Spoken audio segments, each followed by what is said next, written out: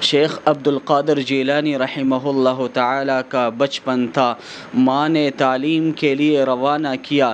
گھر غریب، ماں کے پاس کچھ نہ تھا۔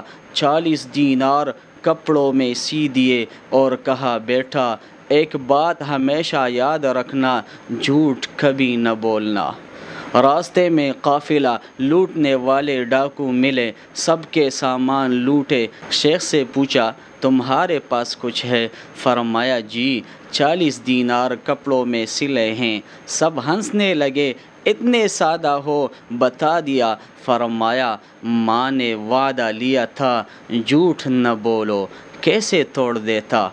ڈاکو کا سردار لرز گیا، کہنے لگا، میں اپنی ماں کا نافرمان ہوں اور یہ بچہ اپنی ماں کے وعدے کو بچا رہا ہے۔ وہ ڈاکو وہی تائب ہوئے اور باقیوں نے بھی توبہ کی اور قافلہ نیکی کا قافلہ بدل گیا۔ ایک ماں کا سچا دین اور ایک بچے کا سچا کردار پورے گروہ کو ہدایت دے گیا۔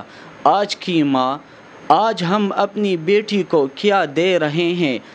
فیشن والے کپڑے، مہنگے فون، یوٹیوب، ٹک ٹاک اور فیشن، لیکن علم، دین، کردار، حیا یہ سب چھوڑ دیا۔